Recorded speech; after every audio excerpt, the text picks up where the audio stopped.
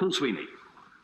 Mr Speaker, I was deeply saddened to learn about the death of Lord Michael Martin of Springburn and Port Dundas, the former Speaker of the House of Commons and my predecessor as the Labour Member of Parliament for the Glasgow North East constituency.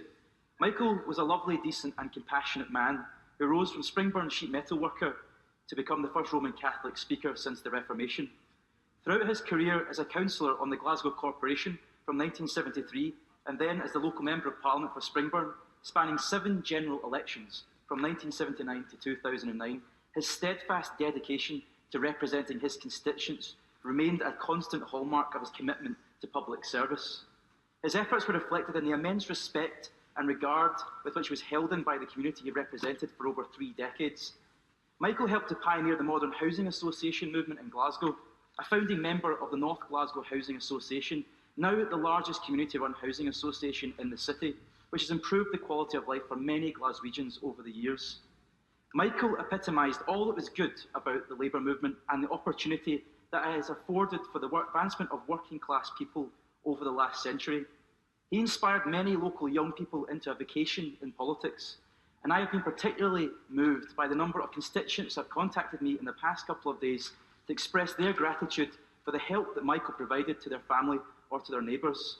To this day, on every single street in my constituency, Michael is fondly remembered, though he never sought any great recognition for his efforts. He often referred to the Gospel of St Luke lesson about Jesus healing 10 lepers, only one coming back to thank him. Michael sought help to help people humbly, quietly, and without any need for praise. At the time of Michael's retirement from the House of Commons, his Glasgow colleague Mohammed Sarwar shared with the House a letter that he had received from a 16-year-old constituent who previously visited the House as part of a school trip. Her name was Kayleigh Quinn, and she wrote, "I am deeply upset that Mr Martin has been compelled to resign from his position. As someone from the same working-class Glasgow background as Michael Martin, I am extremely proud of what he has achieved in his political career. Today, Kayleigh is an organiser for the Labour Party in Glasgow and one of the leading figures in the Scottish Labour Party. That is the real legacy that Michael Martin inspired in young people."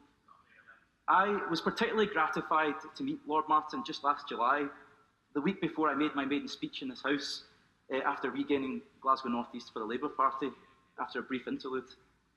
He told me of his delight that his seat was now back in safe hands, and I hope to live up to that expectation that he gave me. Another project that Michael was instrumental in setting up in my constituency, our constituency, was the Alive and Kicking Elderly People's Social Club in Balornock, which I visited earlier this year, and I was quickly reminded of Michael's ubiquitous presence and legacy in the constituency when I spotted the brass plate commemorating him opening the club in December 15th, 1988, exactly 1 month before I was ever born. And I also remember soon after I was elected visiting the Speaker's house and being confronted by a 14-foot-high oil painting of my predecessor, and I thought that was a very effective device to make his successors feel simultaneously inspired and inadequate. I'll always remember finding that and thinking of the great impact that he had made on this House and in his constituency.